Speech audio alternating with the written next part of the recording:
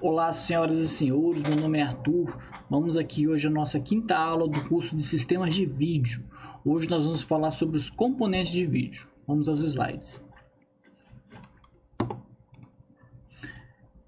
Então, lembrando que a gente falou anteriormente, que a formação do sinal de TV, né, ela tem variações na sua transmissão, mas sempre ela precisa de três componentes principais, que é o R, o G e o B, né?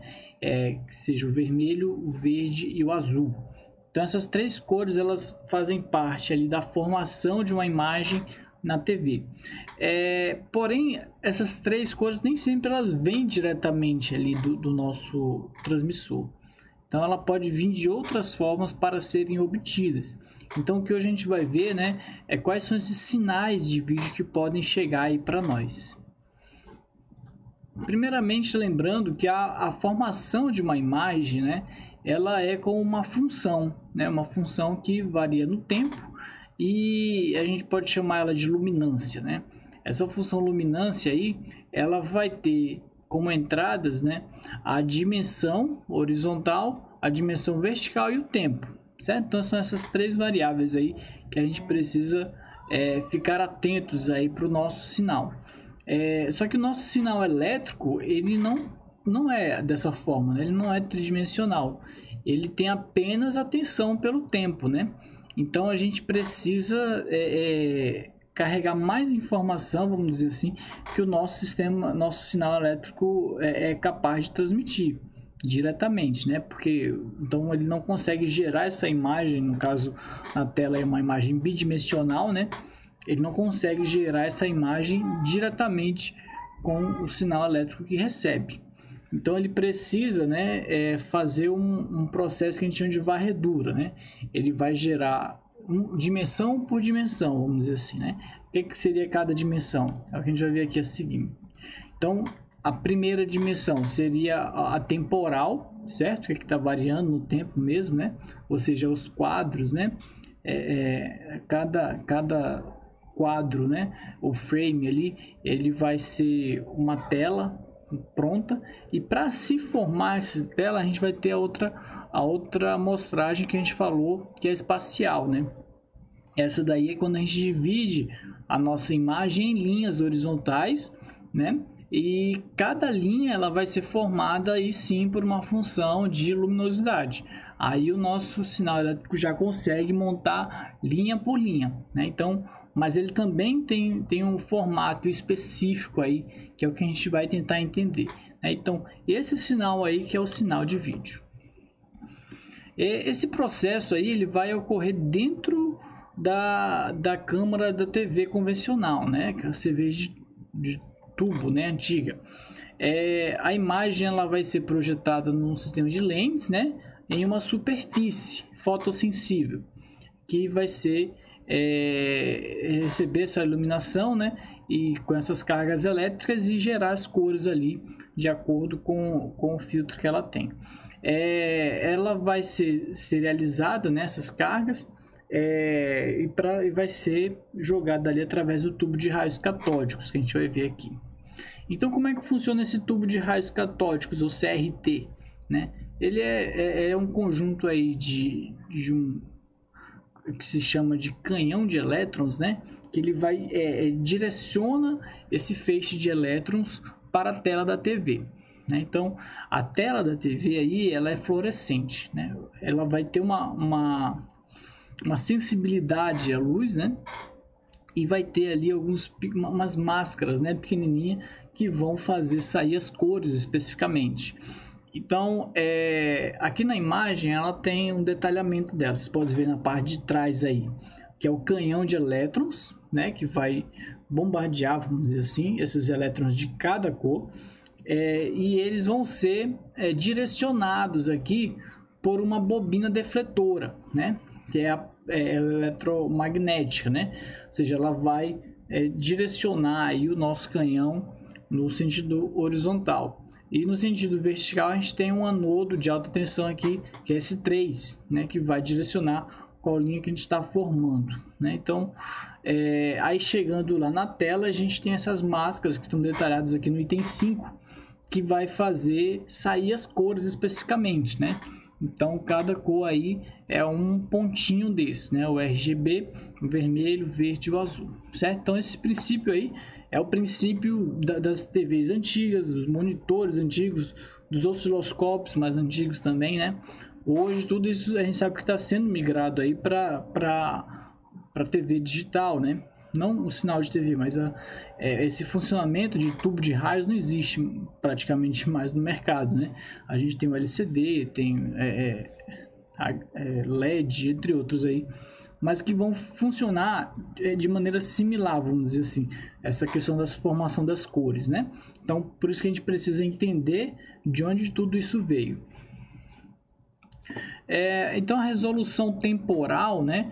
Ela é essa quantidade de quadros que a gente tem a cada instante, né? Então, ela depende, né, para a gente definir ela, de alguns critérios. Primeiro, mais importante, foi o que a gente já abordou, que é a persistência visual. O que isso quer dizer? Que o nosso olho, ele não percebe uma certa quantidade de variações por segundo, né? Então, é normal que acima de 15, 20 variações por segundo, a gente não consiga mais perceber esse brilho. Dá para a gente fazer esse teste com a lâmpada, se pudesse gerar um gerador de pulsos ali e ver ela piscando, né? Você ia perceber ela piscando até esse valor aí de 10, 15 variações por segundo. Passando disso, a gente já acha que ela está ligada direto, está contínua, né? Mas na verdade não está, é que ela está piscando muito rápida e a gente não consegue mais perceber ela piscando. Então, esse daí é o primeiro, que é a persistência. A cintilação, né, é que tem uma quantidade de luz, né, de luminosidade, que também a gente não consegue mais perceber como pulsante, né? Então, aí também seria essa faixa, né, de 60 imagens por segundo. E os batimentos, né, que é a relação com a rede elétrica, que é outra questão que deve ser levada em consideração, já que a nossa rede que a gente usa até hoje é de 60 Hz, né? Então, isso daí para a TV analógica é um fator importante, né? Para a TV digital nem tanto, né? Porque a gente já tem as fontes e tudo mais, né? Mas aí isso daí levou-se, né, que se utilizasse a taxa no Brasil, no Japão, América do Norte, com 50 ou 60 quadros por segundo, e na Europa é usado 50 imagens por segundo. Esse sinal de vídeo composto, então, o que ele faz? Ele é aquele mais simples, tá? Aquele que vai um único fio, amarelinho. Ele vai ter toda a informação de vídeo necessária para criar uma imagem colorida, né? Bem como os pulsos de sincronização na linha e quadro. Ele é uma combinação linear da luminância da imagem e uma subportadora modulada que transporta as informações de luminância ou cor, uma combinação de matiz e saturação, né? Eles variam esse detalhe aí de acordo com o padrão que é utilizado. Se for em TC, PAL, SECAM, cada um deles vai usar uma formação específica, mas em linha geral, por exemplo, todos eles têm aqui essa primeira parte aqui, ó, é a parte de sincronismo, tá? Então, no nível de sincronismo, ele varia essa tensão. Alguns é negativo, né? Outros aqui começam em 0, né? E vai até 0,75 volts. Aí depois subindo aqui, ele vai ter, antes ele tem uma informação aqui, que faz o sincronismo. A gente vai falar daqui a pouco com mais detalhes disso daqui, tá? Mas de maneira geral, esse daqui é o que vai já chegar lá no tubo da TV, tá? Esse sinalzinho aqui. Então, ele vai formar cada linha do nosso sinal de TV ali, analógico, tá? Cada linha vai ter essa informação aqui. Então, o vídeo componente, ele já vai ter 3 condutores aí para se formar um sinal de imagem, né? 2 são a cor, né? Que é o azul e o vermelho, que é o PB e PR, e um de luminância, que é o Y, né? Que é esse verde. Diferentemente do composto, o sinal de vídeo é transmitido por um só.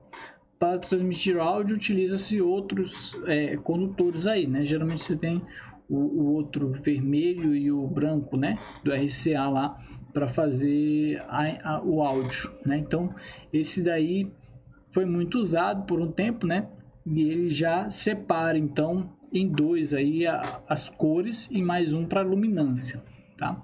Então a nossa imagem vai nesses 3 condutores. O S-Video ele usa esse mesmo princípio aí, tá? Ele vai ter só que ele não tem 3 condutores. Na verdade ele tem essa mesma forma, só que lá dentro, tá? Só que é um conectorzinho diferente, né? Ele vai ter, ele chama de Y, né? O V quando usado o POL-M e o YIQ quando está no NTSC. Então ele vai ter o sinal de luma, né? Que aqui é o pino 3, né? Que é o Y. O 4 aí vai ser a cor, né? E o 5 o sinal de áudio, né? Aí ele pode ter aqui esses 6 que vai ter o vídeo composto, que vai fazer essa outra função de cor aí. É possível ele estar dessas duas formas, né? Então ele é usado aí tanto para alta definição, né, quanto para sinais analógicos. Ele pode ser usado. Mas hoje em dia também, né, estamos em 2020, esse S-Video também já está caindo em desuso, né? Porque, né, ele não suporta altas taxas de definição. Esse HD aqui é aquele primeiro HD que foi usado, né? Não é as taxas de alta definição que a gente tem hoje, como 4K. A luminância, né? Ela vai corresponder a quê? Ela é exatamente o grau da tonalidade de cinza aí que aparece em uma reprodução preto e branco, né? Então, se a gente tivesse só o sinal preto e branco, ele ia ter só essa cor, só esse sinal de luminância. Nos sistemas coloridos, né, o sinal de luminância contém toda a informação de variação de brilho da imagem. Na indústria de monitores, a luminância é usada para quantificar o brilho dos monitores. Há uma variedade de unidades utilizadas para luminância. A unidade do SI ela é o candela por metro quadrado, certo? CD por M ao quadrado. Então, assim, se a gente quisesse mandar só o sinal de brilho, a gente conseguiria mandar diretamente, né? É só essa variação dessa onda aqui, ela estaria informando o brilho ali de cada linha para formar uma imagem aí preto e branco.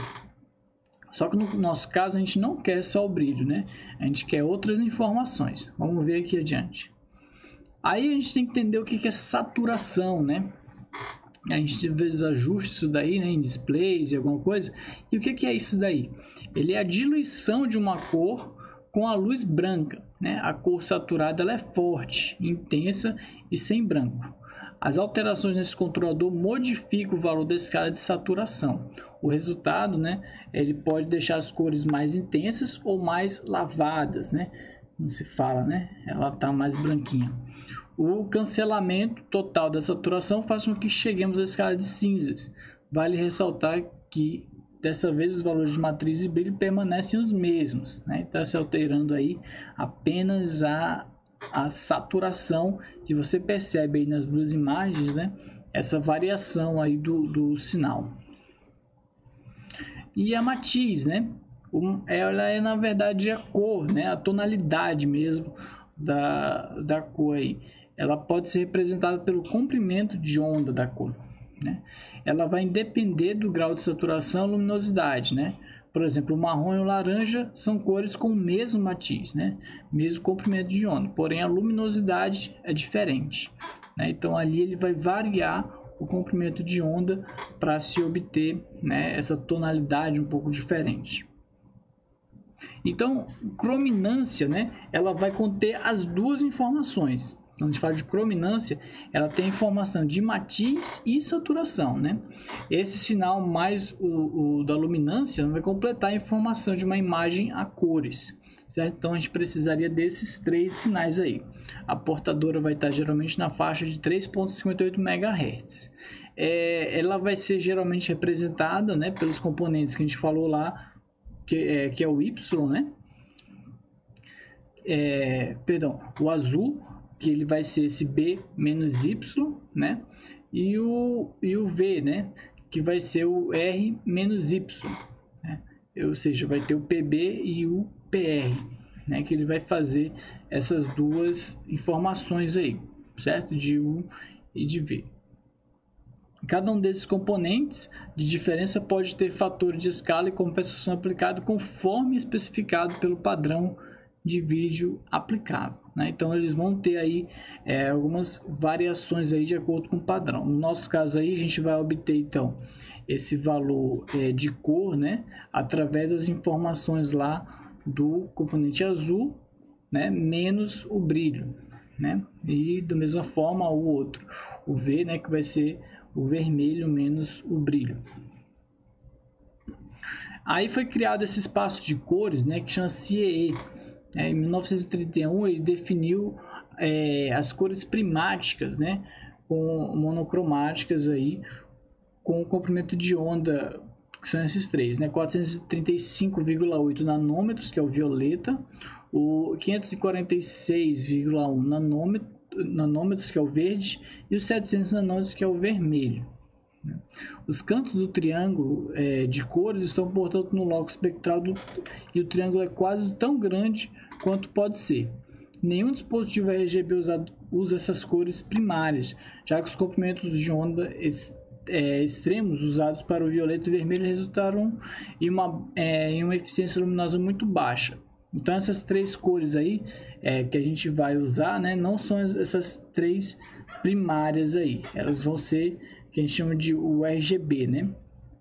Então elas são formadas aí por esse padrão e vai gerar aí praticamente todas as cores que a gente consegue. Vocês percebem aí que nesse triângulo fica algumas cores do lado de fora, né? Nem todas elas são conseguidas aí com essas três cores, mas são variações muito pequenas, apesar de aparentemente ser uma área grande, né? Mas se vocês perceberem, são imagens são cores que se repetem, né? Elas estão muito repetidas, então a gente não precisa, vamos dizer assim, ter um alcance completo dessa área. Apenas essa área do triângulo aí já é suficiente para a gente obter as cores que a gente visualiza mesmo, né? Que a gente trabalho no nosso dia a dia. Então, como é que se forma uma linha analógica? Então, está aqui o resumo. Como é que você vai pegar essa informação e formar ali uma linha de TV, né? Ela vai pegar cada linhazinha ali, ela vai ter esse sinal de sincronismo que vai dizer, olha, está começando uma linha, né? Eu tô te informando uma linha nova da tela. Aí ele vai passar por um outro sincronismo de tempo, que é o Color Burst. É um sinal de referência, alguns sistemas nem tem ele, né, como SECAM. E depois dele é que vem a informação importante mesmo, que é a cor visível. Então esse sinal de cor aí, ele vai ter toda a informação que vai sair na linha ali da nossa tela, certo? A tela da TV ela vai ter toda essa informação da linha, vai formando uma a uma. Então aqui, por exemplo, ele está informando aí tem a legenda embaixo que ele está colocando um branco, um amarelo, depois o ciano, o verde, o vermelho, o azul e o preto, né? Ele está informando todas essas cores aí. O que vai dizer que é essa cor, né? Ela vai ter amplitude, que vai dizer a saturação da cor, né? E a fase, né? Se essa onda aí, se ela estiver defasada um certo grau, ela vai dizer a tonalidade em si, a cor, né? Então, essas duas informações que são obtidas aí por esse sinal. Esse sinal aí, no caso, ele está assim bonitinho como uma escadinha, né? Que ele está apresentando essa imagem aí que eu coloquei aqui no canto, aquele sinal de teste, né? Aquela imagem de teste, ela é formada assim, né? Então esse daí é o sinal que está sendo transmitido para todas essas linhas de cima aí, né? Essas linhas de cima aí estão recebendo aí essa informação, certo? Então aí vai variar da definição, né, da TV. De acordo com a definição dela, ela vai ter uma certa quantidade de linhas ali que vai receber, né? Mas de maneira geral cada linha tem essa informação aí. Aí o ângulo, né, de variação dessa onda vai dizer a cor, né, e a amplitude, a saturação, se vai brilhar mais, né, ou menos. Então isso aí geralmente são coisas que você consegue ajustar, né? O brilho, quando você consegue, né, aumentar o brilho, você está aumentando esse ganho aqui dessa onda. Então ela vai ter uma amplitude maior aí e gerar um brilho mais visível para nós, certo? Então esse daqui é a formação de um sinal analógico de TV. Certo, gente? Então esse daí era o que a gente queria apresentar hoje. É bem simples, porque é um conteúdo simples, a gente não vai focar muito nisso no nosso curso. A gente vai fazer uma avaliação sobre essa primeira parte, mas a ideia é que a gente aprofunde um pouco mais na TV digital. Ok? Então boa noite a todos e obrigado.